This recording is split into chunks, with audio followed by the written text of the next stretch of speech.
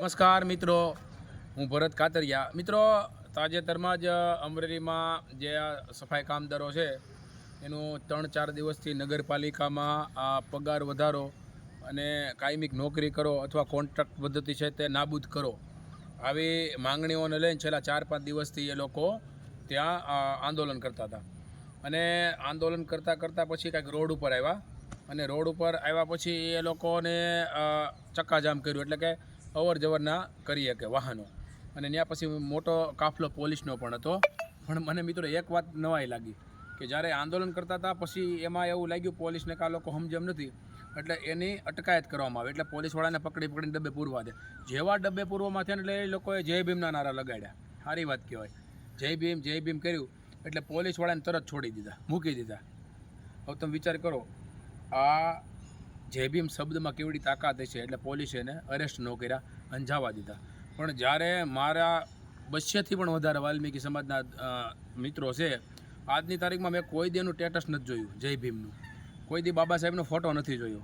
પણ જ્યારે ભીં પડી ત્યારે તરત જય ભીમના નારા લગાડ્યા. મારો કહેવાનો ભાવાર્થ એ છે કે આવડો આંદોલન કર્યા, આજે મેં કેટલાય આંદોલન કર્યા મારા સાથી મિત્રો સાથે, અને સફળ આંદોલન કર્યા, લોકોને એમાં સફળતા અપાવીશ. જ્યારે આ એક પણ વાલ્મીકી સમાજનો છોકરો આપણી યારે કોઈ દિવસ આંદોલનમાં કે કોઈ કાર્યમાં ઊભો રહ્યો નથી. મારો કહેવાનો ભાવાર્થ એ છે કે જ્યારે તકલીફ પડી એને ખબર હતી ધરપકડ થાય ત્યારે જય ભીમના નારા લગાવવાનું ચાલુ કર્યું એટલે પોલીસે ફટનારને મૂકી દીધા મિત્રો.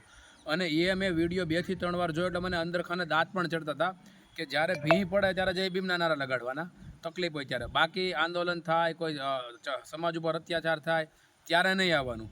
એને ખબર છે કે આ પોલીસવાળા પકડી જાય એટલે જય ભીમના નારા લગાડ્યા. મિત્રો, તમે કલ્પના કરો કે જ્યારે, અને મેં સ્ટેટસમાં તો જય ભીમ કે કોઈ દી બાબા સાહેબનો ફોટો તો જોયો જ નથી, અને તમે જોયો હોય તો મને સ્ક્રીનશોટ પાડી મોકલજો. આજની તારીખમાં મારે 200થી વધારે જોડાયેલા છે અને ઘણાના સ્ટેટસ હું જોઉં છું.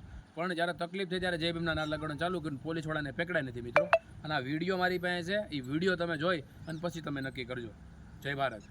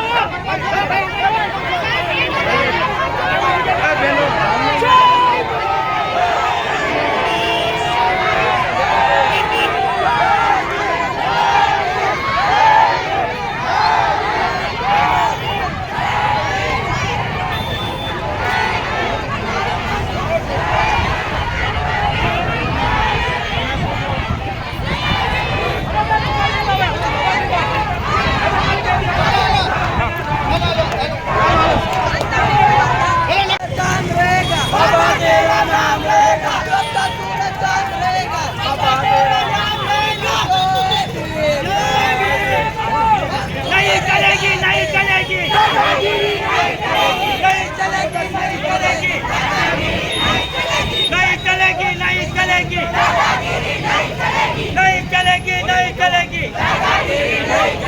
जब तक सूरज